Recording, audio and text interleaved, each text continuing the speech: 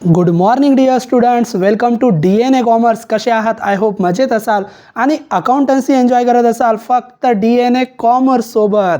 तर विद्यार्थी मित्रांनो, तुम्हाला सर्वांना माहीतच आहे, BCom शिकणाऱ्या विद्यार्थ्यांसाठी अकाउंटन्सी या विषयाचा पूर्ण सिलेबस आपल्या यूट्यूब चॅनलवर अगदी मोफत फ्रीमध्ये उपलब्ध करून दिला जात आहे. विद्यार्थी मित्रांनो, आपण आपल्या लेक्चर सिरीजमध्ये एक टॉपिक सुरू केलेला आहे, कोऑपरेटिव्ह सोसायटी फायनल अकाउंट. या टॉपिकचे सर्व थेरी लेक्चर, फॉर्मॅट, ॲडजस्टमेंट वगैरे सर्व आपलं झालेलं आहे आणि आजपासून या टॉपिकचा पहिला प्रॉब्लेम विद्यार्थी मित्रांनो आज आपण सॉल्व करून घेणार आहोत. प्रॉब्लेम तुम्हाला स्क्रीनवरच दिसत आहे आणि त्याचं सोल्युशनसुद्धा स्क्रीनवरच असेल. म्हणून या पद्धतीने, या कॉम्बिनेशनने तुम्ही अकाउंटन्सी शिकला तर अकाउंटन्सीमध्ये तुम्हाला अजिबात अडचण येणार नाही. विद्यार्थी मित्रांनो, प्रॉब्लेम पहिला आज आपण सोडवणार आहोत, म्हणून अगदी डिटेलमध्ये सोडवणार आणि थोडा टाईम घेऊन सोडवणार आहोत. म्हणून व्हिडिओ शेवटपर्यंत बघा आणि समजून घ्या की प्रॉब्लेम नेमका कसा सोडवायचा आहे. एकदा प्रॉब्लेम सोडवण्याची टेक्निक तुम्हाला जर आज समजली तर पुढचे प्रॉब्लेम फक्त प्रॅक्टिस म्हणून असतील आणि परीक्षेमध्ये तुम्हाला या टॉपिकमध्ये चांगले मार्क्स मिळणार आहे. तर विद्यार्थी मित्रांनो, प्रॉब्लेम सुरू करण्यापूर्वी जर तुम्ही आपल्या चॅनलला नवीन आलेला असाल तर आपल्या व्हिडिओला लाईक करत चला, आपल्या चॅनलला सबस्क्राईब करा आणि जास्तीत जास्त कॉमर्सच्या विद्यार्थ्यांपर्यंत हा चॅनल शेअर करा. तर विद्यार्थी मित्रांनो, येऊया प्रॉब्लेममध्ये. प्रॉब्लेम तुम्हाला मी थेरीमध्ये सांगितलं होतं की प्रॉब्लेम जो असेल फायनल अकाउंटचा, ट्रायल बॅलन्स दिला जाईल आणि काय ॲडजस्टमेंट असेल. प्रॉब्लेम थोडा मोठा आहे, आपण प्रॉब्लेमला स्क्रोल करणार आहोत. स्क्रीनवर लक्ष द्या. तर प्रॉब्लेम बघा, from the following trial balance of urban Vikas credit cooperative society limited Pune. Credit cooperative society आहे आणि विचारलं prepare profit and loss account for the year ended 31 March 2025 and balance sheet as on that date. आपल्याला काय बनवायचं आहे ते requirement दिली जाते, तेच बनवा. मग प्रॉफिट अँड लॉस अकाउंट आणि बॅलन्स शीट बनवायचं आहे. तर प्रॉफिट अँड लॉस अकाउंट आणि बॅलन्स शीट आपण फॉर्म एन मध्ये बनवतो. फॉर्म एन नुसार कसं बनवायचं मी थेरीमध्ये तुम्हाला शिकवलेलं आहे. आपण सगळ्यात अगोदर काय करणार विद्यार्थी मित्रांनो, आपण ॲडजस्टमेंट वाचणार आणि ज्यांच्यावर ॲडजस्टमेंट आहे त्यांना विशिष्ट टिक मार्क किंवा स्टार करून घेणार. ॲडजस्टमेंट असतील तर 2 इफेक्ट आपण करणार आणि ॲडजस्टमेंट नसेल तर एकच इफेक्ट आपण करणार. तर चला आपण बघूया ॲडजस्टमेंट. मग ॲडजस्टमेंट नंबर 1, ॲडजस्टमेंट नंबर 1 बघा, provide depreciation on motor car. Depreciation विचारलं मोटर कारवर. मग आपण काय करूया, मोटर कारला स्टार करून घेऊया विद्यार्थी मित्रांनो. मग मोटर कारला स्टार करून घ्या. मोटर कार इथं तुम्हाला दिलेली आहे बघा, इथं मोटर कार आहे, मोटर कारला स्टार करा. त्याच्यानंतर 2 नंबर ॲडजस्टमेंट आहे, आउटस्टँडिंग एक्सपेन्सेस वेजेस आणि इलेक्ट्रिसिटी चार्जेसवर दिलेलं आहे. मग तुम्ही इथं आउटस्टँडिंग एक्सपेन्सेसवर आता आपण हे क्लोज करू. मोटर कारवर ॲडजस्टमेंट आहे, लक्षात घ्या. 2 नंबर ॲडजस्टमेंट आहे इलेक्ट्रिसिटी चार्जेस आणि ऑफिस रेंटवर. मग परत एकदा स्टार करून घेऊया, इलेक्ट्रिसिटी चार्जेस आणि ऑफिस रेंट. मोटर कारला आपलं स्टार आहेच. ऑफिस रेंट इथं वरती दिलेलं आहे बघा विद्यार्थी मित्रांनो, इथं ऑफिस रेंट, त्याला स्टार करा. आणि इलेक्ट्रिसिटी चार्जेस नावाचं ट्रान्झॅक्शन दिलेलंच नाही आहे. मग एखादी ॲडजस्टमेंट दिलेली असेल पण तो ट्रान्झॅक्शन ट्रायल बॅलन्समध्ये दिलेला नसेल तर स्टार करत बसू नका, आपण ती ॲडजस्टमेंट डायरेक्ट सोडवणार इलेक्ट्रिसिटी चार्जेसची. 3 नंबर ॲडजस्टमेंट प्रीपेड इन्शुरन्सवर सांगितली. मग इन्शुरन्सला तुम्ही स्टार करून घ्या, इथं इन्शुरन्स दिलेला आहे बघा, इन्शुरन्सला स्टार करा. त्याच्यानंतर 4थी adjustment outstanding interest on loans to member. इंटरेस्टची ॲडजस्टमेंट आहे. इंटरेस्ट दोन्हीकडे असतात, डेबिटमध्ये पण आणि क्रेडिटमध्ये पण. कोणत्या तरी एका इंटरेस्टवर ॲडजस्टमेंट असणार. सर आम्ही कसं ओळखायचं की डेबिटच्या इंटरेस्टवर सोडवायची आहे का क्रेडिटच्या इंटरेस्टवर? तर मी ॲडजस्टमेंट शिकवलेले आहे, तिथं तुम्ही जाऊन बघू शकतात. लक्ष द्या, डेबिटमध्ये जो इंटरेस्ट असेल तो एक्सपेन्सेसचा इंटरेस्ट आहे आणि क्रेडिटमध्ये जो इंटरेस्ट आहे तो इन्कमचा इंटरेस्ट आहे. मग ओळखा, ही ॲडजस्टमेंट एक्सपेन्सेसशी संबंधित आहे का इन्कमशी संबंधित आहे. Outstanding interest on loans to member. Loan दिलं कुणाला? मेंबरला. मग मला सांगा, कोऑपरेटिव्ह सोसायटीने आपल्या मेंबरला जर लोन दिलं तर त्या लोनवर इंटरेस्ट मेंबरकडून कुणाला मिळणार? कोऑपरेटिव्ह सोसायटीला मिळणार. म्हणजे ज्या वेळेस लोन मेंबरला दिलं जाणार त्या मेंबरला दिलेल्या लोनवर इंटरेस्ट मिळणार आहे. मग जेव्हा इंटरेस्ट मिळणार म्हणजे इन्कम, इंटरेस्ट मिळणार म्हणजे इन्कम. म्हणजे कोणता इंटरेस्ट? क्रेडिट साईडचा इंटरेस्ट, कारण क्रेडिटमध्ये इंटरेस्ट असतो इन्कमचा. मग हा इंटरेस्ट रिसिव्ड याच्यावर ॲडजस्टमेंट आहे, डेबिटच्या इंटरेस्टवर नाही, कारण तो इन्कमचा इंटरेस्ट आहे. त्याच्यानंतर डिव्हिडंडची ॲडजस्टमेंट विचारली. ज्या वेळेस डिव्हिडंडची ॲडजस्टमेंट विचारली जाणार त्यावेळेस फक्त एकाच ट्रान्झॅक्शनला स्टार करा आणि तो आहे डिव्हिडंड पेड नावाचा, डेबिटमध्ये असतो. आणि लास्ट ॲडजस्टमेंट आहे ट्रान्सफर करायचं 25% रिझर्व्ह फंडला, हे ॲडजस्टमेंट दिली नसते, इथं जर दिलेली नसती तरीसुद्धा आपण ती कंपल्सरी सोडवली असती. ती ॲडजस्टमेंट आपल्याला रिझर्व्ह फंडवर सोडावी लागते. रिझर्व्ह फंडला स्टार करा. तर या पद्धतीने आपण स्टार करून घेणार. ज्यांच्यावर स्टार केलं त्यांचे 2 इफेक्ट करायचे, ज्यांच्यावर स्टार नाही त्यांच्यावर ॲडजस्टमेंट नाही त्यांचा एकच इफेक्ट करायचा. आता तुम्ही स्टार करून ठेवा, मी क्लोज करतोय. लक्षात ठेवा स्टार कशा कशावर केले होते. आता आपण प्रॉब्लेम सोडूया. मग आपण परत प्रॉब्लेम खाली घेऊ आणि प्रॉब्लेम सोडवण्याची टेक्निक लक्षात घ्या. टेक्निक आहे, अगोदर सर्व डेबिट बॅलन्स सोडवायचे आणि नंतर क्रेडिट बॅलन्स सोडवायचे. हा जो सिक्वेन्स दिला त्या सिक्वेन्सनुसार नाही सोडवायचं. अगोदर सगळे डेबिट सोडवायचे, नंतर सगळे क्रेडिट सोडवायचे. आणि हे सोडवत असताना हा नियम वापरा, ट्रायल बॅलन्सचा नियम. जोपर्यंत तुम्ही डेबिट बॅलन्स सोडवत आहात तोपर्यंत लक्षात घ्या, डेबिट बॅलन्समध्ये दिलेलं ट्रान्झॅक्शन एक्सपेन्सेस असू शकतो किंवा असेट असू शकतो. काय करायचं, डेबिट बॅलन्समध्ये दिलेलं ट्रान्झॅक्शन जर एक्सपेन्सेस असेल तर तो तुम्ही डेबिट साईडला रेकॉर्ड करा. कोणत्या डेबिट साईडला? प्रॉफिट अँड लॉस अकाउंटच्या डेबिट साईडला. एक्सपेन्सेस असेल तर डायरेक्ट प्रॉफिट अँड लॉसच्या डेबिटला रेकॉर्ड करा आणि असेट असेल तर असेटला रेकॉर्ड करा. मग आपण फक्त जाणार डेबिटमध्ये आणि ओळखणार एक्सपेन्सेस आहे का असेट आहे. तर सॅलरीज अँड ऑनरेरियम, सॅलरी म्हणजे वेतन पगार, ऑनरेरियम सुद्धा त्याच्याशी संबंधित आहे, मानधनाशी संबंधित. मग सॅलरी एक्सपेन्सेस आहे का असेट आहे? एक्सपेन्सेस आहे. मग सॅलरी जर एक्सपेन्सेस असेल तर कुठे रेकॉर्ड करायचं? जे जे एक्सपेन्सेस असतील ते डेबिटला रेकॉर्ड करायचे. मग डेबिटला कोणत्या अकाउंटच्या? फक्त प्रॉफिट अँड लॉस अकाउंटच्या. आता हा प्रॉफिट अँड लॉस अकाउंट आणि बॅलन्स शीट आपण बघा इथं तयार करून ठेवला. कसा तयार करायचा मी थेरी लेक्चरमध्ये शिकवलं होतं. बॅलन्स शीटमध्ये टोटल 12 लायबिलिटी असतात. एका खाली एक 12 लायबिलिटी लिहू नका, एक एक लायबिलिटी लिहा आणि जागा सोडा. 3-4 लाईन 2-3 लाईन. जेव्हा 2 नंबर लायबिलिटी आणि 11 नंबर लायबिलिटीला जास्त जागा सोडत चला, बाकीच्या लायबिलिटीला 2-3 लाईन सोडत चला. तर या 12 लायबिलिटी लिहा, एका खाली एक लिहू नका, जागा सोडा. तशाच 11 असेट लिहायच्या, प्रत्येक असेट लिहायची आणि जागा सोडायची. 2-3 लाईन जागा सोडा, एखादी लाईन एक्स्ट्रा सोडत चला. फिक्स असेटला 4-5 लाईन सोडत चला. त्यानुसार प्रॉफिट अँड लॉस अकाउंटच्या डेबिटला 16 खर्च आणि क्रेडिटला 5 इन्कम सांगितले. एका खाली एक खर्च लिहायचे नाही. पहिला खर्च लिहायचा, जागा सोडायचं. 2 नंबर जागा सोडा, 3 नंबर जागा सोडा. प्रत्येकाला जागा सोडा, 2-3 लाईन आणि एका खाली एक 16 लिहून टाका. त्याच्यानंतर 5 इन्कम लिहा, 1-2 लाईन सोडत चला. तर फक्त पहिल्या इन्कमला जास्त जागा सोडा, 3-4 लाईन, कारण इंटरेस्टची ॲडजस्टमेंट असते. तर या पद्धतीने तुम्ही फॉर्मॅट तयार करायचा आहे. प्रॉफिट अँड लॉसच्या डेबिटला हे 16 एक्सपेन्सेस तुम्हाला माहीतच असले पाहिजे आणि हे 5 इन्कम तुम्हाला माहीत असले पाहिजे. म्हणून प्रॉब्लेम्स जर परफेक्ट सोडवायचा असेल तर मी तुम्हाला सजेस्ट करेल, सगळ्यात अगोदर हे फॉर्मॅट पाठ करा. तो फॉर्मॅट दिलेला आहे फॉर्म एन मध्ये. 16 एक्सपेन्सेस पाठ करून घ्या, 5 इन्कम पाठ करून घ्या, त्याच्यानंतर 12 लायबिलिटीज पाठ करा आणि 11 असेट पाठ करा. एकदा फॉर्मॅट पाठ झाला की फक्त रेकॉर्ड करायचं, जागा सोडायची आणि सोडवायचं, बस, बाकी काहीच नाही. आता आपण सोडवणार. मग सॅलरी आपला खर्च आहे. जे जे खर्च असतील ते प्रॉफिट अँड लॉसच्या डेबिटला लिहा. प्रॉफिट अँड लॉसच्या डेबिटला 16 खर्च आहे. मग त्या 16 मध्ये सॅलरी नावाचा खर्च, सॅलरी नावाचा हेड आपल्याला 3 नंबरला आणि 5 नंबरला दिलेला आहे. मग मी सॅलरी कुठे रेकॉर्ड करू सर? तर लक्षात घ्या, जनरली आपण सॅलरी 3 नंबरमध्येच रेकॉर्ड करणार, कारण सॅलरी आपण स्टाफला देतो. फक्त ट्रायल बॅलन्समध्ये सॅलरी मॅनेजिंग डायरेक्टरची आहे असं सांगितलं. सॅलरी मॅनेजिंग डायरेक्टरची आहे तर सॅलरी इकडे रेकॉर्ड करा 5 नंबरमध्ये. अदरवाईज फक्त सॅलरी असेल किंवा ऑनरेरियम असेल तर 3 नंबर खर्चामध्ये रेकॉर्ड करायचं. मग इथं आपण 3 नंबर खर्च लिहिला, जागा सोडली, इथं लिहा 2 salaries and honorarium. Salaries and honorarium, honorarium म्हणजे मानधन. आता याच्यावर ॲडजस्टमेंट असेल तर इनरला लिहा, नसेल तर डायरेक्ट आउटर. ॲडजस्टमेंट नाही आहे, डायरेक्ट आउटरला एकदाच रेकॉर्ड करा. 79,600, 79,600.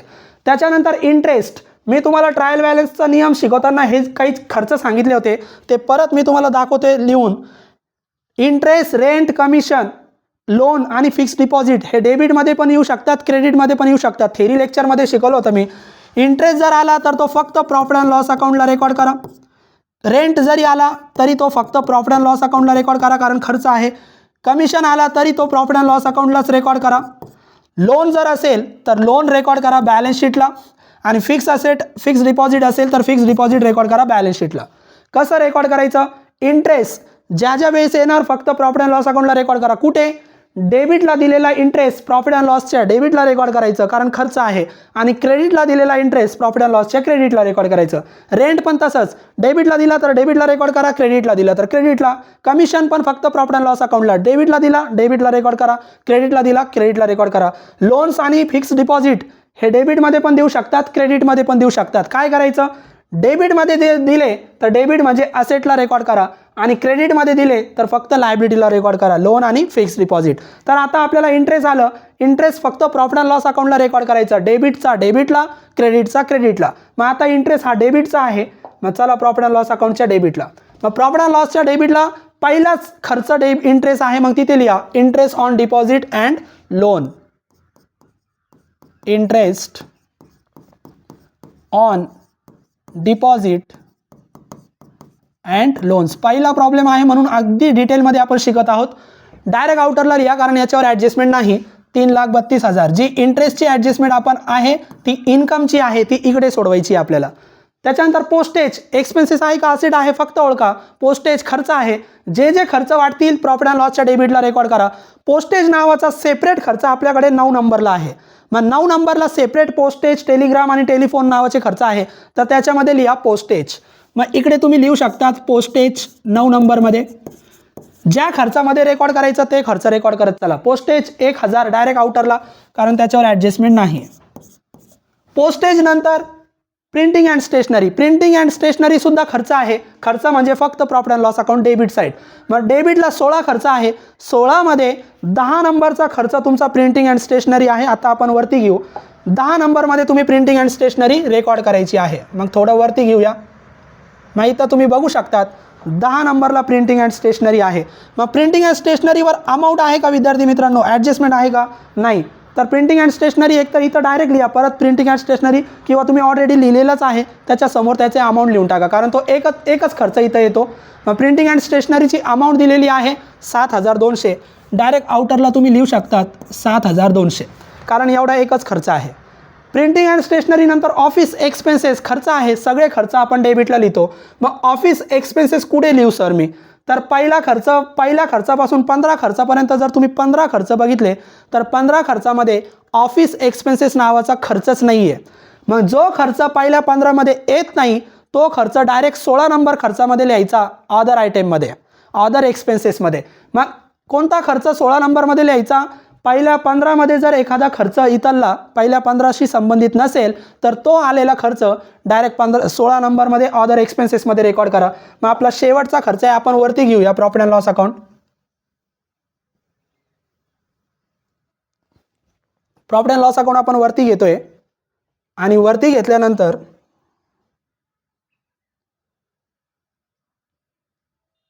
तुम्हाला इथं दिसतंय बघा 16 नंबरमध्ये अदर एक्सपेन्सेस. जे खर्च पहिल्या 15मध्ये येणार नाही ते डायरेक्ट 16 नंबरमध्ये रेकॉर्ड करा. मग 16 नंबरमध्ये लिहा टू ऑलरेडी लिहिले आहे, फक्त लिहा office expenses. Office expenses. Adjustment कशावर होती विद्यार्थी मित्रांनो, ॲडजस्टमेंट जर बघितली आउटस्टँडिंगची इथं ऑफिस रेंटवर आहे, एक्सपेन्सेसवर नाही. मग ऑफिस एक्सपेन्सेस आपला चालू होता, ऑफिस एक्सपेन्सेस डायरेक्ट रेकॉर्ड करून टाका. ऑफिस एक्सपेन्सेस आहे 7,500. डायरेक्ट आउटरला रेकॉर्ड करा, त्याच्यावर काय ॲडजस्टमेंट नाही, 7,500. आता ऑफिस एक्सपेन्सेस नंतर काय दिलं, ऑफिस रेंट दिलं. रेंटसुद्धा खर्च आहे, सगळे खर्च प्रॉफिट अँड लॉसच्या डेबिटला. मग रेंट सर मी 16 नंबरमध्ये लिहू का, नाही. रेंट आपल्याकडे सेपरेट आहे 8 नंबरला. रेंट, रेट्स आणि टॅक्सेस या खर्चाशी संबंधित खर्च आले तरी 8 नंबरमध्ये लिहा. मग लिहा ऑफिस रेंट. रेंट आपण 8 नंबरमध्ये लिहिणार. आता याच्यावर ॲडजस्टमेंट आहे म्हणून इनरला लिहा. ऑफिस रेंटची अमाऊंट आहे 6,300. ॲडजस्टमेंट असेल तर इनरला लिहायचं. मग ॲडजस्टमेंट आपण बघू थोडं वरती बघा. ऑफिस रेंटवर काय ॲडजस्टमेंट आहे, 2 number adjustment. Office rent outstanding सांगितला 500. आउटस्टँडिंग म्हणजे द्यायचं आहे. मी तुम्हाला शिकवलेले ॲडजस्टमेंटचे लेक्चर सेपरेट बघू शकतात. एखादा खर्च जर आउटस्टँडिंग असेल, आउटस्टँडिंग म्हणजे देणे बाकी, मग जेव्हा जेव्हा खर्च द्यायचा बाकी असेल तेव्हा आउटस्टँडिंगचा पहिला इफेक्ट नेहमी ॲड करा. ज्याच्यावर आउटस्टँडिंग असेल त्याच्यामध्ये ॲड करा. मग रेंटवर आहे, रेंटमध्ये करा ॲड शॉर्टमध्ये आउटस्टँडिंग रेंट. शॉर्टमध्ये O/S म्हणजे आउटस्टँडिंग. आउटस्टँडिंग रेंट किती सांगितलं ॲडजस्टमेंट बघा, ॲडजस्टमेंट आहे 500, मग लिहा 500, आउटरला लिहा 6300 आणि 500 6800. रेंट आपण इकडेच लिहिला, ऑफिस रेंट 8 नंबरमध्ये. आता ही ॲडजस्टमेंट आहे, मग ॲडजस्टमेंट एकदा रेकॉर्ड करून चालणार नाही, ॲडजस्टमेंटचे तर 2 इफेक्ट करतात. मग आउटस्टँडिंग पहिल्यांदा ॲड करतात आणि दुसऱ्यांदा ती द्यायची आहे म्हणून आउटस्टँडिंग नेहमी लायबिलिटीला रेकॉर्ड करतात. सर मग लायबिलिटीला मी कुठे रेकॉर्ड करू, लायबिलिटीचा टोटल 12 आहे, 12मध्ये मी तुम्हाला सांगितलं होतं आउटस्टँडिंगची ॲडजस्टमेंट नेहमी 7 नंबर करंट लायबिलिटीमध्ये रेकॉर्ड करा. मग करंट लायबिलिटी थोडी वरती घेऊ आपण आणि करंट लायबिलिटीला रेकॉर्ड करू. हे आपलं बॅलन्स शीट आहे, लक्षात घ्या. मग करंट लायबिलिटीला इथं रेकॉर्ड करा आउटस्टँडिंग ऑफिस रेंट, आणि किती होता तो आउटस्टँडिंग ऑफिस रेंट 500, डायरेक्ट आउटरला लिहा 500. तर ॲडजस्टमेंट संपली. ज्याच्यावर आउटस्टँडिंग आलं त्याच्यामध्ये ॲड करा, दुसरा इफेक्ट लायबिलिटीला लिहा. अजून एक आउटस्टँडिंग सांगितलं ते लगेच कंप्लीट करून टाका. Outstanding electricity charges. Electricity charges आपण बघितला होता, इलेक्ट्रिसिटी चार्जेस नावाचं ट्रान्झॅक्शन ट्रायल बॅलन्समध्ये नाही पण ॲडजस्टमेंट आहे. मग एखादा खर्च ट्रायल बॅलन्समध्ये नसेल पण त्याच्यावर ॲडजस्टमेंट आलेली असेल तर त्या खर्चामध्ये ती ॲडजस्टमेंट काय करायचं, तो खर्चच ट्रायल बॅलन्समध्ये नाही आहे पण डायरेक्ट ॲडजस्टमेंट सोडवा. ॲडजस्टमेंट काय आहे, आउटस्टँडिंग इलेक्ट्रिसिटी चार्जेस. आउटस्टँडिंग आपण खर्चामध्ये ॲड करतो पण ॲड करण्यासाठी तो खर्चच नाही आहे तर काय करायचं, डायरेक्ट आउटस्टँडिंगचा पहिला इफेक्ट प्रॉफिट अँड लॉसच्या डेबिटला आणि दुसरा इफेक्ट लायबिलिटीला, लायबिलिटी नंबर 7ला. मग प्रॉफिट अँड लॉसच्या डेबिटला टोटल 16 खर्च आहे, 16मध्ये इलेक्ट्रिसिटी चार्जेस कुठे येतं ते बघायचं. तर इलेक्ट्रिसिटी चार्जेस विद्यार्थी मित्रांनो तुम्ही इथे लिहू शकतात 8 नंबरमध्ये. इलेक्ट्रिसिटी चार्जेस एक प्रकारचा टॅक्स आहे आपला, तर तुम्ही 8 नंबरमध्ये लिहू शकतात. आणि जर नाही आठवलं तुम्हाला इलेक्ट्रिसिटी चार्जेस मला समजत नाही सर, तर बघायचं इलेक्ट्रिसिटी चार्जेस एक तर 8 नंबरला लिहा, नाही समजलं तर इलेक्ट्रिसिटी चार्जेस कुठंच दिसत नाही आहे, डायरेक्ट 16 नंबरमध्ये. जो खर्च कुठंच नाही तो डायरेक्ट 16 नंबरमध्ये. मग तुमचा कन्फ्युजन होऊ नये म्हणून आपण इथं लिहितोय आउटस्टँडिंग इलेक्ट्रिसिटी चार्जेस. इलेक्ट्रिसिटी 16 नंबरमध्ये, चार्जेस हे 8 नंबरमध्ये पण लिहू शकता तुम्ही. आउटस्टँडिंग इलेक्ट्रिसिटी चार्जेस ॲड करायचं नाही. काय ॲड करायचं नाही, कारण इलेक्ट्रिसिटी चार्जेस ट्रायल बॅलन्समध्ये नाही. मग डायरेक्ट 2 इफेक्ट करायचे. डायरेक्ट 2 इफेक्ट काय, प्रॉफिट अँड लॉसच्या डेबिटला आणि बॅलन्स शीटच्या लायबिलिटीला. किती सांगितले 300, मग डायरेक्ट आउटरला लिहा 300 आणि दुसरा इफेक्ट लायबिलिटीला करून टाका, लायबिलिटी नंबर 7 करंट लायबिलिटीमध्ये. Outstanding electricity charges direct 300. मग लक्ष द्या, एक आउटस्टँडिंग ट्रायल बॅलन्समध्ये होता, मग आपण काय केलं, आउटस्टँडिंग त्याच्यामध्ये ॲड केलं. पण दुसरा आउटस्टँडिंग ट्रायल बॅलन्समध्ये नव्हता, मग त्याचे डायरेक्ट 2 इफेक्ट करा. एखादा ट्रान्झॅक्शनवर आउटस्टँडिंगची ॲडजस्टमेंट आली पण तो ट्रायल बॅलन्समध्ये नसेल तर त्याचे डायरेक्ट 2 इफेक्ट करा. तो आउटस्टँडिंग खर्च म्हणून डेबिटला रेकॉर्ड करा आणि दुसऱ्यांदा लायबिलिटी नंबर 7ला रेकॉर्ड करा. संपली आउटस्टँडिंगची ॲडजस्टमेंट. परत आपल्या प्रॉब्लेममध्ये येऊया. रेंटपर्यंत आपण आलेलो आहोत. ट्रॅव्हलिंग एक्सपेन्सेस खर्च आहे, सगळे खर्च प्रॉफिट अँड लॉसच्या डेबिटला. आता तुम्ही म्हणणार सर ट्रॅव्हलिंग एक्सपेन्सेस कुठे लिहू, तर ट्रॅव्हलिंग एक्सपेन्सेस आपल्याकडे सेपरेट आहे 6 नंबर आणि 7 नंबर. तर आपण थोडं जागा ॲडजस्ट करूया. ट्रॅव्हलिंग एक्सपेन्सेस नावाचा खर्च आपल्याकडे सेपरेट आहे बघा, तुम्ही इकडं बघू शकतात. थोडं आपल्याला स्क्रीनवर थोडा टाईम लागणार आहे, फक्त व्यवस्थित बघा.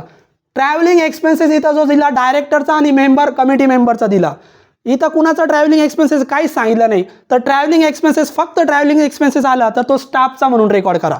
जशी आपण सॅलरी स्टाफची रेकॉर्ड करतो तसं ट्रॅव्हलिंग एक्सपेन्सेस डायरेक्ट स्टाफचा रेकॉर्ड करा. ऑलरेडी तुम्ही ट्रॅव्हलिंग एक्सपेन्सेस लिहिलेला आहे, डायरेक्ट अमाऊंट रेकॉर्ड करा. मग अमाऊंट किती आहे 7600, डायरेक्ट आउटरला 7600. 7 नंबर खर्च, जेव्हा जेव्हा ट्रॅव्हलिंग एक्सपेन्सेस येणार 7 नंबर खर्चामध्ये डायरेक्ट आउटरला रेकॉर्ड करा, ॲडजस्टमेंट नसेल तर. मीटिंग एक्सपेन्सेस, आता बरेच विद्यार्थी म्हणणार सर हा पण खर्च आहे डेबिटला रेकॉर्ड करू, पण मीटिंग एक्सपेन्सेस तुम्ही म्हणणार सर पहिल्या 15मध्ये मीटिंग एक्सपेन्सेस नाहीच आहे, मग मी कुठे रेकॉर्ड करू. तर लक्ष द्या, जे 15मध्ये नाही ते आपण 16मध्ये रेकॉर्ड करतो. परंतु मीटिंग एक्सपेन्सेस तुम्ही, जसं मी तुम्हाला इलेक्ट्रिसिटी चार्जेस सांगितलं होतं तसं मीटिंग एक्सपेन्सेस तुम्ही इथं लिहू शकतात. कारण हे डायरेक्टर कमिटी मेंबर हे मीटिंगसाठीच ट्रॅव्हल वगैरे करत असतात, अटेंडन्स असतं. तर मीटिंग एक्सपेन्सेस तुम्ही 6 नंबरमध्ये रेकॉर्ड करा. जेव्हा जेव्हा मीटिंग एक्सपेन्सेस येणार 6मध्ये रेकॉर्ड करा मीटिंग एक्सपेन्सेस. आणि नाही समजलं तर 16मध्ये लिहिलं तरी चालतं. तुम्हाला नाहीच समजलं तर तुम्ही हा खर्च 16मध्ये पण दाखवू शकतात. Meeting expenses direct outer column 1600, कारण मीटिंग एक्सपेन्सेस हा जो काही खर्च आहे तो डायरेक्टरशी संबंधित, त्यांच्या अटेंडन्सशी संबंधित आहे. मीटिंग एक्सपेन्सेस नंतर टेलिफोन चार्जेस खर्च आहे, सगळे खर्च प्रॉफिट अँड लॉसच्या डेबिटला. मग टेलिफोन नावाचा सेपरेट खर्च आहे बघा, पोस्टेज, टेलिग्राम आणि टेलिफोन. मग इथे लिहा टेलिफोन चार्जेस, सेपरेट खर्च असेल तर टेलिफोन चार्जेस इथं लिहा, आणि जो खर्च 15 मध्ये येणार नाही तो आपण अदर एक्सपेन्सेसमध्ये लिहिणार. टेलिफोन चार्जेस इथं दिलेला आहे 4000, प्रॉब्लेमवर नजर ठेवा, डायरेक्ट आउटरला 4000. टेलिफोन चार्जेस नंतर विद्यार्थी मित्रांनो ऑडिट फी खर्च आहे, सगळे खर्च डेबिटला. ऑडिट फी पहिल्या 15 मध्ये आहे का? आहे. ऑडिट फी 11 नंबरला आहे. मग याच्यामध्ये फक्त ऑडिट फी येतं, बाकी काही येत नाही. तुम्ही इथं ऑडिट फी लिहा किंवा लिहिण्याची पण गरज नाही, ऑलरेडी लिहिलेलं आहे, डायरेक्ट अमाऊंट लिहा. मग ऑडिट फीची अमाऊंट आहे 1000. मग ऑडिट फी लिहा 1000. समजत असेल तर व्हिडिओ लाईक करत चला विद्यार्थी मित्रांनो. Audit fee 1000. ॲडव्हर्टाइजमेंट खर्च आहे, मी ट्रिक काय सांगितली, जेवढे खर्च असतील प्रॉफिट अँड लॉसच्या डेबिटला, असेट असतील तर असेटला. मग ॲडव्हर्टाइजमेंट खर्च आहे, ॲडव्हर्टाइजमेंट नावाचा खर्च पहिल्या 15 मध्ये नाही आहे, तुम्ही वाचून घ्या, तुम्हाला पाठ पाहिजे. पहिल्या 15 मध्ये ॲडव्हर्टाइजमेंट नावाचा खर्च नाही. तर मी तुम्हाला ट्रिक काय सांगितली, एखादा खर्च पहिल्या 15 मध्ये जर नसेल, एखाद्या खर्चाचा हेड पहिल्या 15 मध्ये जर दिलेला नसेल तर तो खर्च डायरेक्ट शेवटी 16 नंबरमध्ये अदर एक्सपेन्सेसमध्ये आपण रेकॉर्ड करतो. मग 16 नंबरमध्ये लिहूया चला. मग 16 नंबरमध्ये आपण लिहूया ॲडव्हर्टाइजमेंट. मग इथं आपला 16 नंबर, जो खर्च पहिल्या 15 मध्ये मिळणार नाही तो आपण 16 मध्ये रेकॉर्ड करणार. मग 2 लिहिलेला आहे फक्त ॲडव्हर्टाइजमेंट. ॲडव्हर्टाइजमेंट ॲडजस्टमेंट नाही, डायरेक्ट आउटरला लिहा. ॲडव्हर्टाइजमेंट आहे 1400. स्क्रीनवर प्रॉब्लेम आहे, स्क्रीनवरच सोल्युशन चालू आहे, व्यवस्थित शिका. ॲडव्हर्टाइजमेंट नंतर कमिशन, कमिशनसुद्धा खर्च आहे, डेबिटमध्ये दिला तर खर्च. मग कमिशन कुठे लिहायचं, तर पहिले 15 आपल्याला माहीत असतात, पहिल्या 15 मध्ये कमिशन नावाचा खर्चच नाही, तुम्ही चेक करा. जो खर्च पहिल्या 15 मध्ये नसणार तो अदर एक्सपेन्सेसमध्ये. मग अदर एक्सपेन्सेसमध्ये लिहा कमिशन. अदर एक्सपेन्सेसमध्ये कमिशन, ॲडव्हर्टाइजमेंट, कमिशन वगैरे सगळे अदर एक्सपेन्सेसमध्ये. कमिशन आहे 120, 120, डायरेक्ट आउटर कॉलम 120. कमिशन नंतर डोनेशन, डोनेशन डेबिटमध्ये दिला, डेबिटमध्ये अडकले तर नियम वापरा. डेबिटचा नियम काय, एक्सपेन्सेस किंवा असेट. मग डोनेशन एक्सपेन्सेस आहे का असेट आहे, तर डोनेशन एक्सपेन्सेस आहे, खर्च आहे. ज्या ज्या वेळेस डोनेशन डेबिटमध्ये देणार तो खर्च आहे. तर डेबिटमध्ये डोनेशन नावाचा खर्च पहिल्या 15 मध्ये आहे का, नाही आहे. मग जो खर्च पहिल्या 15 मध्ये नाही तो कुठे लिहितो आपण, 16 नंबरमध्ये अदर एक्सपेन्सेस. मग लिहा डोनेशन, 16 नंबरमध्येच लिहा डोनेशन. मग डोनेशन आपल्याला विद्यार्थी मित्रांनो दिलेला आहे 200. मग डोनेशनची अमाऊंट डायरेक्ट आउटरला 200. ॲडजस्टमेंट असेल तर सिनियरला लिहायचं. लीगल चार्जेस खर्च आहे, मग लीगल चार्जेस नावाचा खर्च, जे जे खर्च असतील ते आपण डेबिटलाच लिहितोय. मग लीगल चार्जेस नावाचा खर्चसुद्धा पहिल्या 15 मध्ये नाही. मग जो खर्च पहिल्या 15 मध्ये नाही तो आपण अदर एक्सपेन्सेस 16 मध्ये. मग लिहा लीगल चार्जेस, म्हणून 16 नंबरला आपल्याला जास्त जागा लागणार आहे, लक्षात ठेवा. तुमच्याकडे 8-9 लाईन, 7-8 लाईन 16 नंबरसाठी पाहिजे. लीगल चार्जेस किती, 3000. मग लिहा लीगल चार्जेस 3000.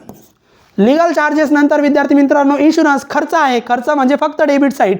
मग डेबिटला पहिले 15, इन्शुरन्स नाही. मग इन्शुरन्स कुठे येणार, अदर एक्सपेन्सेसमध्ये. मग लिहा इन्शुरन्स, आणि इन्शुरन्स आउटरला लिहू नका कारण त्याच्यावर ॲडजस्टमेंट आहे, अगोदर आपण स्टार केले होते. मग इन्शुरन्सची अमाऊंट इनरला लिहा 1600. 1600 आणि लगेच ॲडजस्टमेंट सोडवायची. आता आपण वरती घेऊ. मग इन्शुरन्सवर ॲडजस्टमेंट नंबर 3, प्रीपेड सांगितलं. आउटस्टँडिंग आणि प्रीपेड हे एकमेकांच्या ऑपोजिट सोडवतात.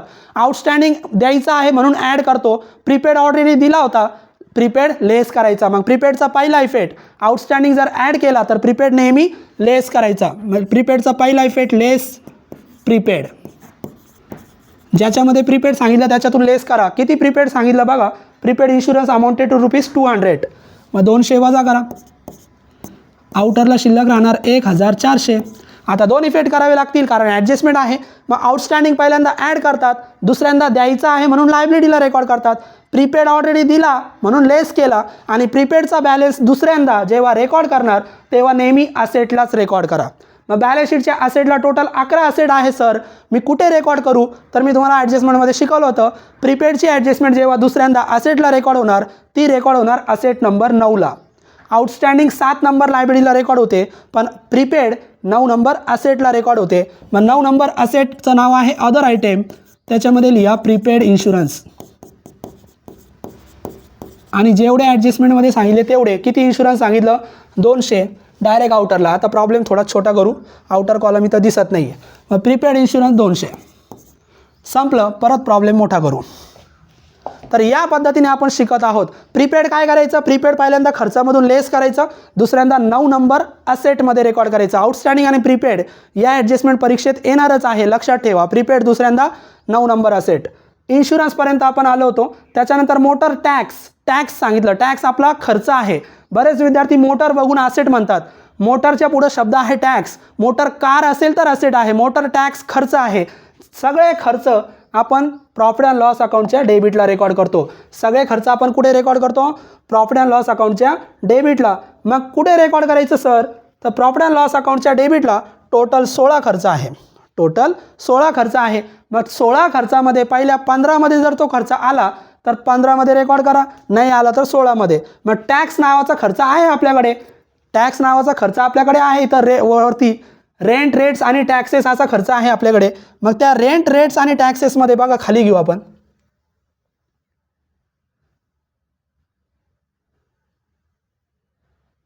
इथे आपल्याकडे खर्च आहे. मग आपल्याकडे जर टॅक्स नावाचा खर्च असेल तर 16मध्ये लिहायचा नाही.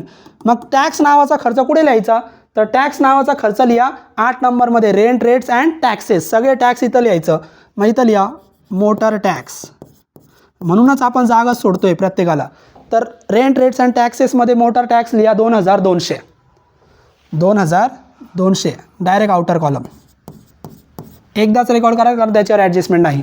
त्याच्यानंतर सन्ड्री एक्सपेन्सेस खर्च आहे. सन्ड्री एक्सपेन्सेस कुठे रेकॉर्ड करू, बरेच विद्यार्थी म्हणणार सर सन्ड्री एक्सपेन्सेस दिसतच नाही आहे पहिल्या 15मध्ये, डायरेक्ट 16मध्ये रेकॉर्ड करा. नाही, सन्ड्री एक्सपेन्सेस 12मध्ये रेकॉर्ड करायचं. जनरल एक्सपेन्सेस म्हणजेच सन्ड्री एक्सपेन्सेस. मी फॉर्मॅटमध्ये तुम्हाला शिकवलं होतं. मग इथे लिहा सन्ड्री एक्सपेन्सेस.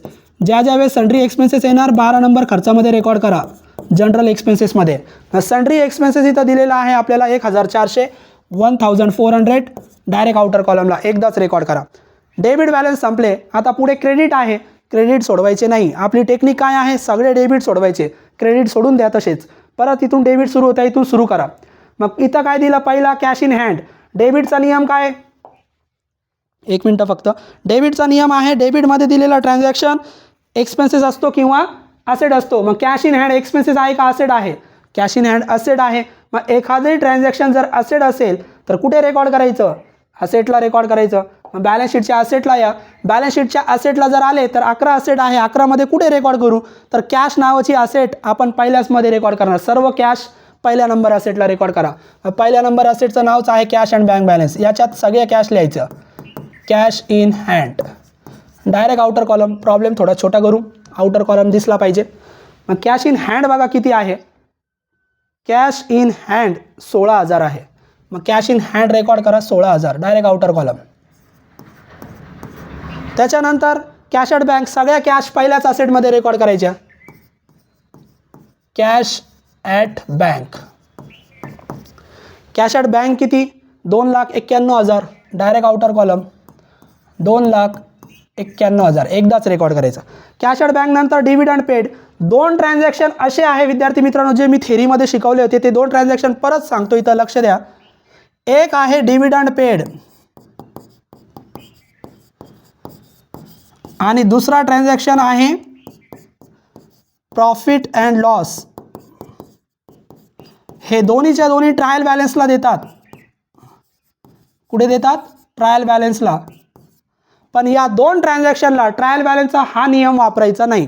म्हणजे एक्सपेन्सेस आणि असेट, इन्कम किंवा लायबिलिटी हा नियम वापरू नका. हे दोन्हीचे दोन्ही ट्रान्झॅक्शन जेव्हा जेव्हा ट्रायल बॅलन्समध्ये येणार तेव्हा फक्त लायबिलिटीलाच लिहा. कुठे रेकॉर्ड करा, लायबिलिटीला एकदाच. कुठे रेकॉर्ड करायचं, तर डिव्हिडंड पेड रेकॉर्ड करा 8 नंबर लायबिलिटीला. डिव्हिडंड पेड रेकॉर्ड करा 8 नंबर लायबिलिटीला आणि प्रॉफिट अँड लॉस रेकॉर्ड करा 11 नंबर लायबिलिटी. तुम्हाला हे सांगितलं, लिहून घ्या.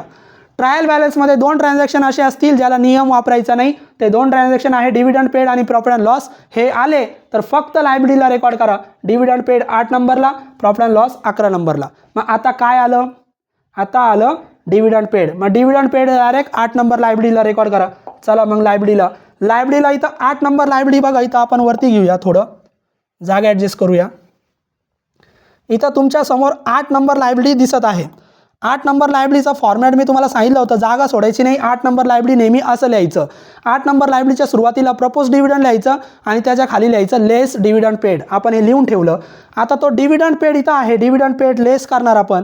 आणि तो डिव्हिडंड पेड आपल्याला इथं दिला होता, किती दिलेला आहे बघा, इथं तुम्ही बघू शकता डिव्हिडंड पेड आहे 40,000.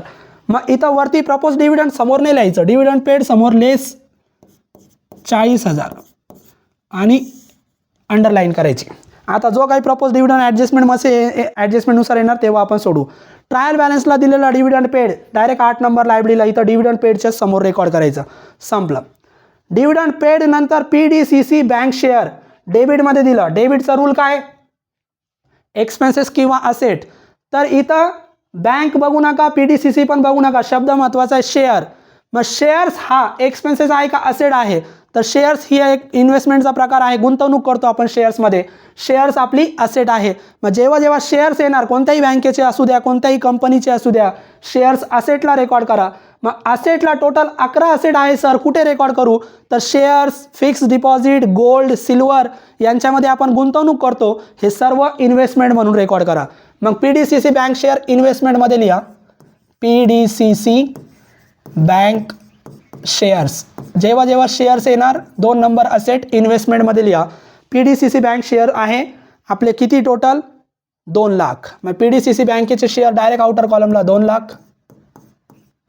त्याच्यानंतर काय दिलं, लोन दिलं. त्याच्यानंतर काय दिलं, लोन दिलं. मी तुम्हाला आत्ताच सांगितलं होतं, लोन हा दोन्हीकडे येऊ शकतो, डेबिटमध्ये पण क्रेडिटमध्ये पण. लोन फक्त बॅलन्स शीटला रेकॉर्ड करायचं. कुठे, डेबिटमध्ये आला तर असेटला, क्रेडिटमध्ये आलं तर लायबिलिटीला. मग लोन आत्ता कुठे आलेला आहे, तर लोन आत्ता जो आलेला आहे, लोन्स आत्ता डेबिटमध्ये आलेला आहे. मग डेबिटमध्ये जेव्हा जेव्हा लोन येणार तर डेबिटमध्ये आलेला लोन असेटला रेकॉर्ड करायचा.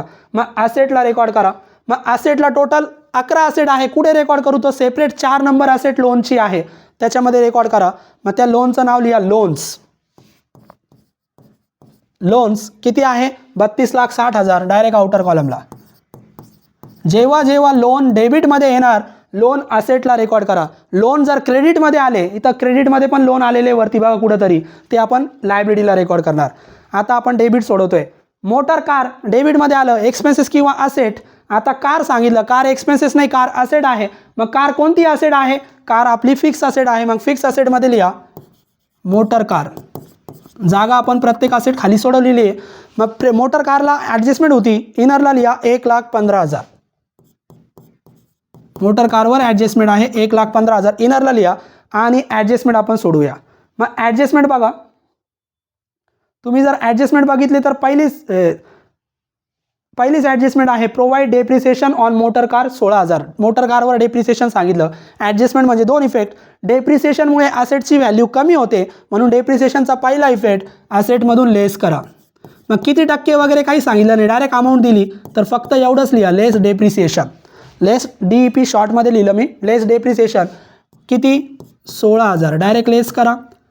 1,15,000 मधून 16,000 गेले, शिल्लक राहिले 99,000, आउटरला लिहा. आता डेप्रिसिएशन ॲडजस्टमेंट आहे, ॲडजस्टमेंटचे 2 इफेक्ट करावे लागतात. डेप्रिसिएशन पहिल्यांदा लेस करायचं आणि दुसऱ्यांदा प्रॉफिट अँड लॉसच्या डेबिटला लिहायचं. मग प्रॉफिट अँड लॉसच्या डेबिटला कुठे लिहू सर मी, प्रॉफिट अँड लॉसच्या डेबिटला तर टोटल 16 खर्च आहे, तर डेप्रिसिएशन नावाचा खर्च आपल्याकडे सेपरेट आहे 14 नंबरला. डेप्रिसिएशन नावाचा खर्च आपल्याकडे सेपरेट आहे, किती नंबरला, 14 नंबरला बघा. मग 14 नंबरमध्ये तुम्ही डेप्रिसिएशनचा इफेक्ट करायचा आहे. मग इथे आपण लिहूया 14 नंबरमध्ये 2 लिहिलेलं आहे, फक्त लिहा डेप्रिसिएशन ऑन मोटर कार किती 16,000 डायरेक्ट आउटरला. मग डेप्रिसिएशनचे 2 इफेक्ट काय करणार, डेप्रिसिएशन तिथं 7 नंबर फिक्स असेटमधून वजा करणार आणि दुसऱ्यांदा 14 नंबर खर्च सेपरेट आहे डेप्रिसिएशन तिथं रेकॉर्ड करणार. संपलं मोटर कार. मोटर कार नंतर स्टॉक ऑफ स्टेशनरी. बरेच विद्यार्थी स्टेशनरी शब्द बघतात, डेबिटमध्ये दिलं, डेबिट म्हणजे खर्च किंवा असेट, तर बरेच विद्यार्थी काय म्हणणार सर एक्सपेन्सेस आहे, बरोबर आहे, पण स्टेशनरीच्या अगोदर शब्द आला स्टॉक. जेव्हा जेव्हा स्टॉक शब्द येणार तेव्हा ते एक्सपेन्सेस नाही, काय असणार, असेट, कारण स्टॉक आपली असेट आहे. स्टेशनरीच्या अगोदर जर स्टॉक शब्द आला तर असेट म्हणून रेकॉर्ड करा. मग कुठे रेकॉर्ड करू मी सर, असेट तर टोटल 11 आहे, मग स्टॉक आपली नेहमी पार्टच करून ठेवा. स्टॉक जेव्हा जेव्हा येणार करंट असेटला लिहिणार. स्टॉक आपली करंट असेट आहे, मग करंट असेटमध्ये लिहा stock of stationery. Stock of stationery direct outer column 30,000. Adjustment असेल तर एकदा, ॲडजस्टमेंट असेल तर दोनदा, ॲडजस्टमेंट नसेल तर एकदा. त्याच्यानंतर क्रेडिट बॅलन्स आहे, क्रेडिट बॅलन्स नंतर सोडवणार. सगळे डेबिट बॅलन्सेस विद्यार्थी मित्रांनो आपण सोडवले, आणि सोडवत असताना आपण नियम वापरला. डेबिटमध्ये दिलेले ट्रान्झॅक्शन जर खर्च वाटला तर डायरेक्ट प्रॉफिट अँड लॉसच्या डेबिटला लिहा, असेट असेल तर असेटला लिहा. आता क्रेडिट बॅलन्स, जेव्हा तुम्ही क्रेडिट बॅलन्स सोडवता तेव्हा क्रेडिटचा नियम वापरा, म्हणून हे नियम पाठ करून ठेवा मी जे शिकवले होते. क्रेडिटमध्ये दिलेला ट्रान्झॅक्शन इन्कम असू शकतो किंवा लायबिलिटी असू शकतो. जर तो इन्कम असेल तर क्रेडिटला रेकॉर्ड करा. कोणत्या अकाउंटला, प्रॉफिट अँड लॉस अकाउंटला. कोणत्या अकाउंटला, प्रॉफिट अँड लॉस अकाउंटला. आणि जर लायबिलिटी असेल तर लायबिलिटीला रेकॉर्ड करा. मग चला आपण क्रेडिट बॅलन्स बघूया.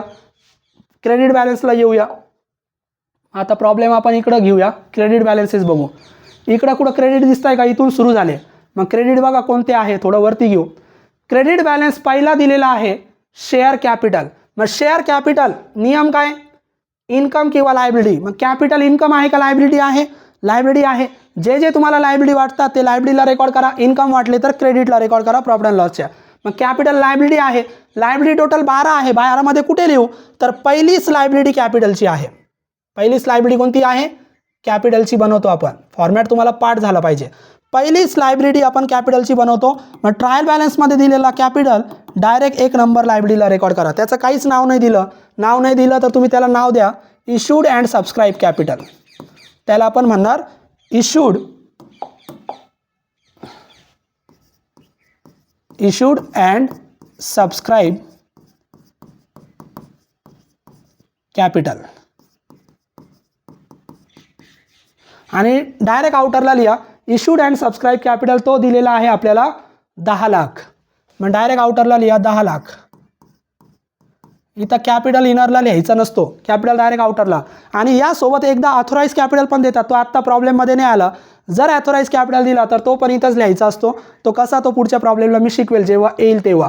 कॅपिटल नंतर दुसरा दिला इंटरेस्ट. मी तुम्हाला आत्ताच थोड्या वेळापूर्वी शिकवलं होतं.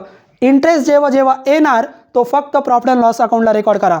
डेबिटमध्ये आला तर डेबिटला, क्रेडिटमध्ये आला तर क्रेडिटला, फक्त प्रॉफिट अँड लॉस अकाउंट. आता हा इंटरेस्ट क्रेडिटला आला, मग कुठे रेकॉर्ड करायचा, प्रॉफिट अँड लॉस अकाउंटच्या क्रेडिटला. प्रॉफिट अँड लॉस अकाउंटची क्रेडिट साईड जर बघितली तर पहिलाच इन्कम आहे इंटरेस्ट. इथं आपण खाली घेऊ, पहिलाच इन्कम आहे इंटरेस्ट. बघा हा पहिलाच इन्कम कोणता आहे, इंटरेस्ट. याच्यामध्ये तो इन्कम लिहा. मग याच्यामध्ये आपण त्याचं नाव लिहूया.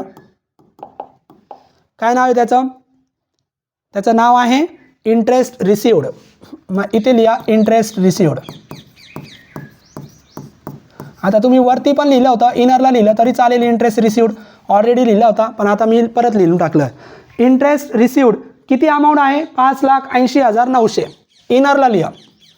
का बरं इनरला लिहिलं, कारण याच्यावर ॲडजस्टमेंट आहे. ॲडजस्टमेंट कोणती बघा, ॲडजस्टमेंट आहे 4 number. Outstanding interest on loans to member. मेंबरला आपण लोन दिले, त्या लोनवर जेव्हा जेव्हा मेंबर्स टू लोन दिलं मेंबरला, ही ॲडजस्टमेंट येणार तेव्हा त्याच्यावर आपल्याला इंटरेस्ट मिळणार आहे, म्हणून नेहमी क्रेडिटला सोडवा. मग आपण ही ॲडजस्टमेंट क्रेडिटला सोडवणार. इंटरेस्टची ॲडजस्टमेंट कशी सोडवतात तुम्ही ॲडजस्टमेंटचे लेक्चर बघू शकतात. इंटरेस्ट तुम्ही डेबिटला सोडवा किंवा क्रेडिटला सोडवा, इंटरेस्टचा पहिला इफेक्ट नेहमी ॲड करा. मग पहिला इफेक्ट ॲड करा, ॲड आउटस्टँडिंग इंटरेस्ट.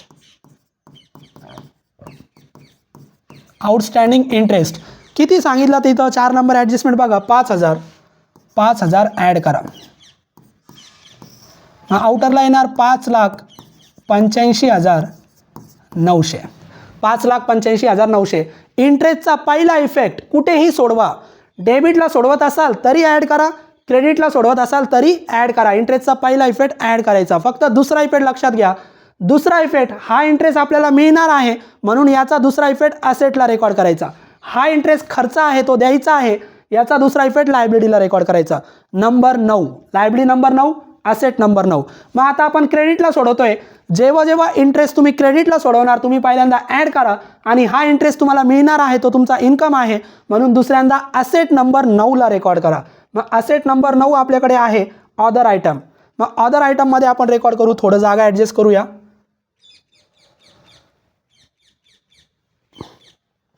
मोठी झाली स्क्रीन, थोडी छोटी करू अजून. 9 नंबर असेटला आपल्याला रेकॉर्ड करायचं आहे विद्यार्थी मित्रांनो आणि 9 नंबर असेटचं नाव आहे अदर आयटम. मग अदर आयटममध्ये लिहा, इथे तुम्ही लिहा आउटस्टँडिंग इंटरेस्ट. किती होता तो? 5000. Direct outer column 5000. मग इंटरेस्टचे दोन इफेक्ट काय? क्रेडिटला इंटरेस्ट ॲड केला, दुसऱ्यांदा असेटला रेकॉर्ड केला असेट नंबर 9. इंटरेस्टची ॲडजस्टमेंट क्रेडिटची सोडवता आली पाहिजे. नेहमी ॲड करा, दुसऱ्यांदा असेटला रेकॉर्ड करा. इंटरेस्ट नंतर कमिशन रिसिव्ड सांगितलं, कमिशन मिळतोय. मग क्रेडिटमध्ये दिलेलं ट्रान्झॅक्शन काय आहे? इन्कम किंवा लायबिलिटी. मग कमिशन मिळतोय म्हणजे तो इन्कम आहे, लायबिलिटी नाही. इन्कम जेव्हा जेव्हा असेल क्रेडिटला रेकॉर्ड करा, प्रॉफिट अँड लॉसच्या क्रेडिटला. मग प्रॉफिट अँड लॉसच्या क्रेडिटला जर तुम्ही गेले, प्रॉफिट अँड लॉसच्या क्रेडिटला तर 5च इन्कम आहे, त्याच्यामध्ये सेपरेट आहे 3 नंबर कमिशन. मग इथे लिहा कमिशन रिसिव्ड. कमिशन रिसिव्ड जेव्हा जेव्हा कमिशन मिळणार कमिशनमध्ये कमिशन रेकॉर्ड करा. मग कमिशन किती मिळतोय बघा इथं. कमिशन रिसिव्ड किती? 900. Direct outer column. त्याच्यानंतर डिव्हिडंड रिसिव्ड परत मिळतोय. मग डिव्हिडंड मिळाला म्हणजे इन्कम किंवा लायबिलिटी. मग डिव्हिडंड मिळाला म्हणजे इन्कम आहे. टोटल 5च इन्कम आहे, त्याच्यामध्ये 2 नंबर इन्कम डिव्हिडंड आहे. डिव्हिडंड रिसिव्ड नावच आहे, डायरेक्ट अमाऊंट लिहून टाका. डिव्हिडंड रिसिव्ड किती? तर dividend commission received 900, dividend received 8700. 8700. Interest received, commission received, dividend received जेव्हा जेव्हा येतील तेव्हा सगळे क्रेडिटला रेकॉर्ड करा. प्रॉफिट अँड लॉसचा इन्कम आहे तो. आता रिझर्व्ह फंड क्रेडिटमध्ये दिला. क्रेडिटमध्ये नियम काय? क्रेडिटमध्ये दिलेला ट्रान्झॅक्शन एकतर इन्कम असणार किंवा लायबिलिटी असणार. मग रिझर्व्ह फंड इन्कम आहे का लायबिलिटी आहे? लायबिलिटी आहे. लक्षात घ्या, अजून एक लॉजिक सांगतो. क्रेडिटमध्ये जेवढे पण रिझर्व्ह येतील आणि जेवढे पण फंड येतील, जेवढे पण रिझर्व्ह आणि जेवढे पण फंड येतील ते सगळे तुमचे लायबिलिटी आहे आणि ते फक्त लायबिलिटीलाच रेकॉर्ड करायचे. Liability number 2. मग लायबिलिटी नंबर 2ची सुरुवातच रिझर्व्ह फंडने करायची. मग इथे लिहा रिझर्व्ह फंड. लायबिलिटी नंबर 2ची सुरुवातच कशाने करायची? रिझर्व्ह फंडने करायची. मग रिझर्व्ह फंड लिहिलं. आता रिझर्व्ह फंड लिहिल्यानंतर त्याच्यावर नेहमी आपल्याला एक ॲडजस्टमेंट सोडवावी लागते, म्हणून रिझर्व्ह फंडची अमाऊंट नेहमी इनरला लिहित चला. मग रिझर्व्ह फंडची अमाऊंट आहे 71,000. नेहमी इनरला लिहा. ॲडजस्टमेंट आली तरी इनरला लिहा, नाही आली तरी इनरला लिहा आणि एक लाईन सोडा. याच्या शेवटी 25% आपल्याला ट्रान्सफर करावे लागतात. एक लाईन सोडून द्या. डिव्हिडंड इक्वलायझेशन रिझर्व्ह क्रेडिटमध्ये आलं. आत्ताच सांगितलं, जेवढे पण रिझर्व्ह आणि जेवढे पण फंड क्रेडिटमध्ये येतील ते लायबिलिटी असतील. लायबिलिटी नंबर 2ला रेकॉर्ड करा. मग एक लाईन सोडा आणि लिहा डिव्हिडंड इक्वलायझेशन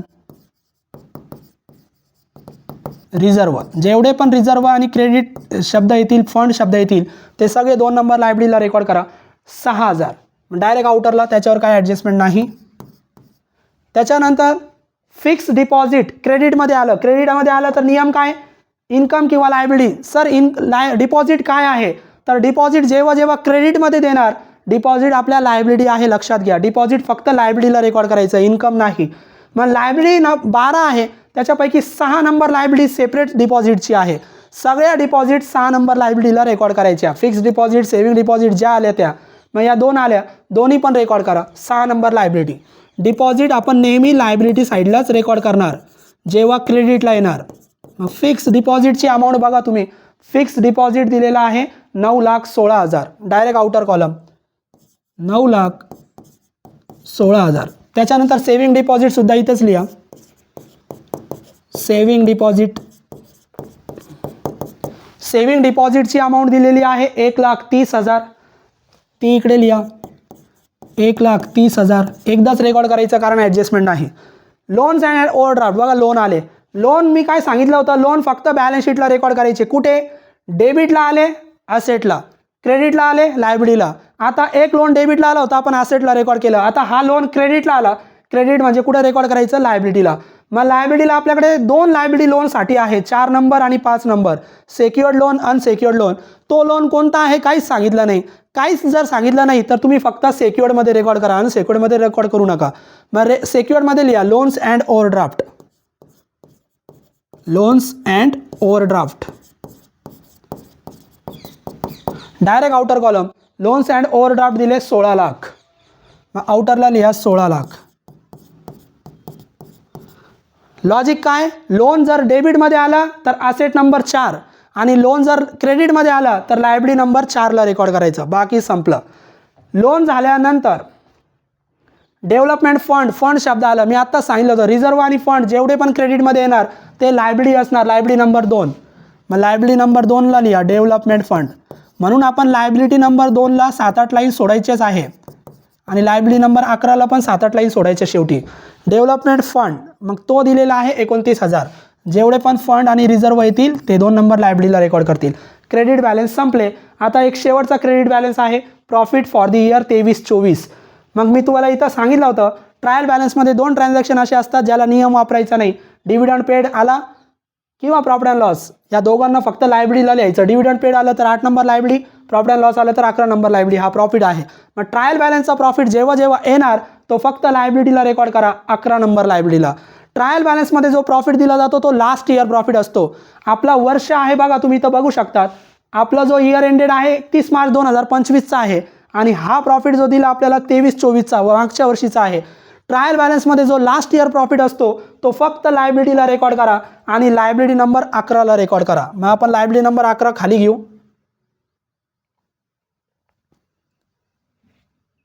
ही आहे आपली liability number 11 profit and loss appropriation. आता प्रॉफिट अँड लॉस ॲप्रोप्रिएशन या लायबिलिटीची सुरुवातच नेहमी ट्रायल बॅलन्सच्या प्रॉफिटने करायची. मग ट्रायल बॅलन्सचा प्रॉफिट नेहमी 11 नंबर लायबिलिटीला रेकॉर्ड करा. प्रॉफिट अँड लॉस त्याचं नाव काय आहे? प्रॉफिट 2023-24. Profit dash 2023-24. इनरला लिहायचं, नेहमी इनरला लिहा 67,220. हा ट्रायल बॅलन्सचा प्रॉफिट नेहमी 11 नंबर लायबिलिटीच्या सुरुवातीला लिहायचं. ट्रायल बॅलन्स विद्यार्थी मित्रांनो सगळं संपलं. ट्रायल बॅलन्स संपल्यानंतर फक्त ॲडजस्टमेंट चेक करा कोणत्या सोडवायच्या राहिल्या. मग चला ॲडजस्टमेंट बघूया. पहिली ॲडजस्टमेंट डेप्रिसिएशन झाली. दुसरी outstanding electricity charges office expenses ती पण आपण सोडवली. तिसरी प्रीपेड इन्शुरन्स ती पण आपण सोडवली. चौथी आउटस्टँडिंग इंटरेस्टमध्ये ॲड केलं होतं नंतर असेटला, ती पण आपण सोडवली. 4 ॲडजस्टमेंट झाल्या, फक्त 2 ॲडजस्टमेंट बाकी आहे. आता 2 पैकी 5वी ॲडजस्टमेंट बघा. डिव्हिडंडची सांगितली. 5% डिव्हिडंड डिक्लेअर केलेला आहे. कशावर? तर मी थेरी लेक्चर ॲडजस्टमेंटच्या लेक्चरमध्ये शिकवलं होतं. डिव्हिडंड नेहमी शेअर कॅपिटलवर अनाऊन्स करतात आणि शेअर कॅपिटलची अमाऊंट जर ॲडजस्टमेंटमध्ये दिली तर त्या अमाऊंटवर डिव्हिडंड काढायचा. अमाऊंट जर दिली नाही तर डिव्हिडंड आपल्या ट्रायल बॅलन्सच्या कॅपिटलवर काढायचा. आता कॅपिटलची अमाऊंट 9 लाख दिलेली आहे तर ट्रायल बॅलन्सच्या कॅपिटलवर काढू नका. मग डिव्हिडंड कॅपिटलची अमाऊंट 9 लाख दिली त्याच्यावर 5% काढा. मग तुम्हाला कॅल्क्युलेटर अलाउड आहे, कॅल्क्युलेटर काढा. 9 लाखावर 5%, 1 0 कट केला तर 90,000, 10% त्याचे निम्मे 5% 45,000. 45,000 डिव्हिडंड आला. डिव्हिडंड किती आला? 45,000. या डिव्हिडंडला म्हणतात प्रपोज डिव्हिडंड. काय म्हणतात? Propose dividend. याचे 2 इफेक्ट काय करायचे आत्ताच सांगतो, तुम्ही कधीच चुकायचं नाही. डिव्हिडंड काढायचा कॅपिटलवर, त्या आलेल्या डिव्हिडंडला म्हणायचं प्रपोज डिव्हिडंड, तो आला 45,000, तो रेकॉर्ड करायचा फक्त लायबिलिटीला. ॲडजस्टमेंट असे आहे, मी तुम्हाला शिकवल्या होत्या 3 ॲडजस्टमेंट असे आहे ज्या फक्त लायबिलिटीला रेकॉर्ड करतात. त्या 3 ॲडजस्टमेंट आहे, त्या तुम्ही ॲडजस्टमेंटचं लेक्चर बघा. एक डिव्हिडंडची ॲडजस्टमेंट, एक रिझर्व्ह फंडची ॲडजस्टमेंट आणि एक ट्रान्सफर टू फंडची ॲडजस्टमेंट. या फक्त लायबिलिटीलाच रेकॉर्ड करायच्या. मग या आपल्या लायबिलिटीला. मग कुठे रेकॉर्ड करू सर मी? तर डिव्हिडंड जेव्हा विचारलं तेव्हा पहिल्यांदा 8 नंबर लायबिलिटीला रेकॉर्ड करा. प्रपोज डिव्हिडंड बघा इथं लिहिलेलं आहे. किती आला होता आपला? 5%. इथं लिहा 5%. किती आला होता? 45,000. 9 लाखावर काढला 45,000 आला. 45मधून हे ट्रायल बॅलन्सचे डिव्हिडंड लेस करा. किती शिल्लक राहिले? 5,000. डिव्हिडंडचा पहिला इफेक्ट, जेवढा डिव्हिडंड तुम्ही कॅपिटलवर काढला 5%, तो 8 नंबर लायबिलिटीला काय म्हणून लिहा? प्रपोज डिव्हिडंड म्हणून लिहा. आता दुसरा इफेक्ट, जो डिव्हिडंड तुम्ही 8 नंबरला लिहिला दुसऱ्यांदा परत लायबिलिटीला, आणि दुसरा इफेक्ट लायबिलिटीचा कॉमन आहे. जेव्हा दुसरा इफेक्ट या ॲडजस्टमेंटचा लायबिलिटीला करणार तो आपण 11 नंबर लायबिलिटीमध्ये लेस करणार. मग 11 नंबर लायबिलिटीमध्ये या आणि इथे लिहा लेस 5% प्रपोज डिव्हिडंड.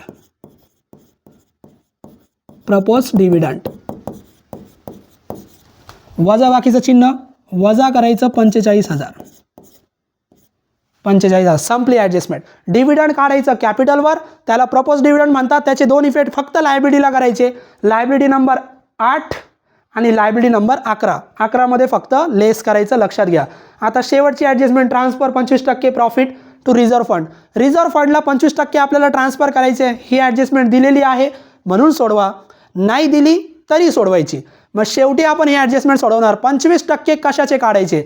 डिव्हिडंड तर कॅपिटलवर काढतात. 25% रिझर्व्ह फंड कशावर काढायचं? तर ते पण मी ॲडजस्टमेंटमध्ये शिकवलं होतं. 25% जेव्हा तुम्ही रिझर्व्ह फंडला ट्रान्सफर करणार तेव्हा ते 25% काढा ट्रायल बॅलन्सच्या प्रॉफिटवर. कशावर काढायचे? ट्रायल बॅलन्सच्या प्रॉफिटवर, या प्रॉफिटवर, लास्ट इयर प्रॉफिटवर. मग किती तो? 67,220. मग इथं मी तुम्हाला दाखवतोय, फक्त लक्षात घ्या. 67,220 वर कॅल्क्युलेटरवर काढा 25%. मग आपण कॅल्क्युलेटरवर काढू. कॅल्क्युलेटर आपल्याला अलाउड आहे. 67,220 गुणिले 25%. तो आला विद्यार्थी मित्रांनो 16,805. किती आला? 16,805. 25%ची अमाऊंट किती आली? 16,805. आता ह्याचे दोन इफेक्ट फक्त लायबिलिटीला करायचे. कुठे करायचे? लायबिलिटी नंबर 2 मध्ये रिझर्व्ह फंडमध्ये ॲड करा आणि लायबिलिटी नंबर 11 मध्ये लेस करा. मग लायबिलिटी नंबर 2 मध्ये ॲड करा. मग चला लायबिलिटी नंबर 2 थोडी आपण जागा ॲडजस्ट करूया. लायबिलिटी नंबर 2 रिझर्व्ह फंडला या. रिझर्व्ह फंडच्या खाली इथं एक लाईन सोडलेली आपण. त्या रिझर्व्ह फंडच्या खाली लिहा 25%. एक लाईन सोडली होती, ॲड करायचे 25% ट्रान्सफर. आणि ते किती आले होते आपले? ते आले होते 16,805. मग ॲड करा 16,805 आणि ॲड करून आउटरला लिहा 71 आणि 16 87,805. कॅल्क्युलेटर अलाउड आहे, कॅल्क्युलेटर वापरा.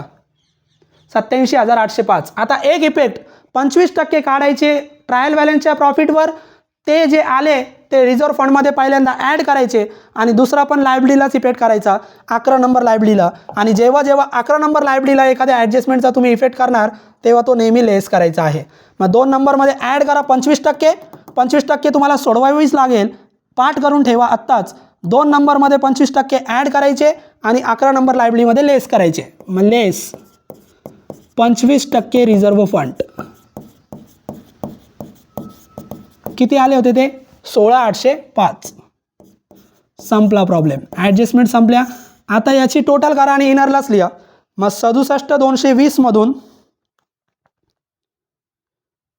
पहिले वजा करा 45,000. त्याच्यानंतर वजा करा 16,805. शिल्लक राहिले 5,415. इनरलाच लिहा 5,415. आता हे मी इरेज करतो. 25% कसे? आपण 25% नोट डाऊन करून ठेवा. फक्त ट्रायल बॅलन्सच्या प्रॉफिटवर काढायचे. आलेलं उत्तर 2 नंबर लायबिलिटीमध्ये रिझर्व्ह फंडमध्ये ॲड करायचं, 11 नंबरमध्ये लेस करायचं. प्रॉब्लेम संपलेला आहे. आता profit and loss account close करू. मग प्रॉफिट अँड लॉस अकाउंट आता आपण खाली घेऊ. डेबिट साईडचा आउटर कॉलम आणि क्रेडिट साईडचा आउटर कॉलम बघायचं. जो जास्त असेल तो. आता तुम्ही नंतर चेक करा कॅल्क्युलेटरवर. मी डायरेक्ट आता टोटल करणार आहे. मग क्रेडिट साईड जास्त आहे विद्यार्थी मित्रांनो. आपण इथं लिहूया क्रेडिट जास्त आहे. स्क्रीन थोडी छोटी करू. तुम्ही कॅल्क्युलेटरवर करा तोपर्यंत. क्रेडिटची टोटल तुमची आली पाहिजे बघा. किती येते चेक करा आणि मला सांगा.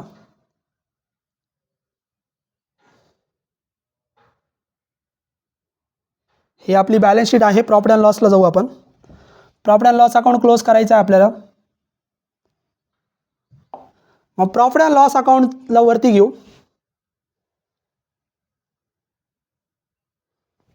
प्रॉफिट अँड लॉस अकाउंटची क्रेडिट साईडची टोटल किती येते चेक करा. प्रॉफिट अँड लॉस अकाउंटची क्रेडिट साईडची टोटल जेवढी येणार त्याच्यातून डेबिट साईडची टोटल वजा करायची आणि फरक काढायचा. मग क्रेडिट साईडची टोटल जितकी पण येणार त्याच्यातून डेबिट साईड वजा करायची आणि डिफरन्स काढायचा. काढा आणि मला कमेंटमध्ये सांगा. तोपर्यंत आपण स्क्रीन ॲडजस्ट करतोय कारण स्क्रीनवर आपल्याला थोडा टाईमच लागणार आहे क्लोज करायला. आता स्क्रीन तुमच्या समोर आहे. क्रेडिटची टोटल करा. प्रॉफिट अँड लॉसच्या क्रेडिटची टोटल जर केली तर ती टोटल येते विद्यार्थी मित्रांनो, टोटल तुम्ही जर केली कॅल्क्युलेटरवर तर ती टोटल येणार 5,95,500. टोटल आली क्रेडिटची 5,95,500. टोटल करून बघा. 30 टोटल डेबिटला लिहा 5,95,500. आता डेबिटची टोटल 5,95,500 नाही आहे, क्रेडिटची आहे. मग क्रेडिटची टोटल डेबिटला लिहिली. आता या टोटलमधून या डेबिटच्या सर्व अमाऊंट वजा करा आणि जो काही डिफरन्स येतो तो काढा. तो डिफरन्स आपला येतो विद्यार्थी मित्रांनो 1,21,180. डिफरन्स आपला येणार आहे 1,21,180. मग इथं डिफरन्स लिहा 1,21,180. या डिफरन्सला डेबिटला जेव्हा जेव्हा डिफरन्स येईल तेव्हा त्याला तुम्ही नाव द्या नेट प्रॉफिट. काय नाव द्या? Net profit. आणि क्रेडिटला डिफरन्स आला तर नेट लॉस. काय करायचं? हा आलेला फरक बॅलन्स शीटला ट्रान्सफर करायचा आणि बॅलन्स शीटला कुठे? तर बॅलन्स शीटला 11 नंबर लायबिलिटीमध्ये. नेट प्रॉफिट आला तर ॲड करा, नेट लॉस आला तर लेस करा. आता आपल्याला नेट प्रॉफिट आलेला आहे, ॲड करा नेट प्रॉफिट. नेट प्रॉफिट प्लसचं सिम्बॉल किती आला होता नेट प्रॉफिट? 1,21,180. मग लिहा 1,21,180 आणि टोटल आउटरला लिहा. याची टोटल बघा, याची टोटल येणार 1,26,595. Final total 1,26,595. कोणत्या लायबिलिटीची? 11 नंबर लायबिलिटी. नेट प्रॉफिट किंवा नेट लॉस ट्रान्सफर केल्यानंतर 11 नंबर लायबिलिटी क्लोज करा आणि त्याची टोटल लिहा. टोटल लिहिल्यानंतर आता बॅलन्स शीट टॅली करा. मग बॅलन्स शीट असेट साईड आणि लायबिलिटी साईड टोटल करा आणि बॅलन्स शीट टॅली करून बघा. बॅलन्स शीट टॅली होते 39,01,200. इथं मी लिहितो, आता परत स्क्रीनवरती करत नाही. 39,01,200. 39,01,200. असेटला पण 30 टोटल लिहा 39,01,200. तर आपला बॅलन्स शीट टॅली झालं विद्यार्थी मित्रांनो 39,01,200. खूप सोपं आहे. जसं आपण 11वी 12वीला मागे फायनल अकाउंट सोडवलं तसंच सोडवायचं आहे. फक्त फरक एवढा आहे, इथं असेट लायबिलिटीचे नावं, एक्सपेन्सेस आणि इन्कमचे नावं दिलेले आहे. प्रत्येकामध्ये ते इफेक्ट रेकॉर्ड करायचे आणि त्या पद्धतीने ते सोडवायचं. पहिला प्रॉब्लेम आपण खूप डिटेलमध्ये डिस्कस केला. याच्यानंतर आपण दुसरे प्रॉब्लेम प्रत्येक प्रॉब्लेमची भरपूर प्रॉब्लेमची प्रॅक्टिस आपल्या या चॅनलवर करून घेणार आहोत. विद्यार्थी मित्रांनो, व्हिडिओ जर आवडलेला असेल तर लाईक करा आणि जास्तीत जास्त शेअर करा. पुढच्या लेक्चरला परत नवीन प्रॉब्लेमची प्रॅक्टिस करूया. थँक्यू.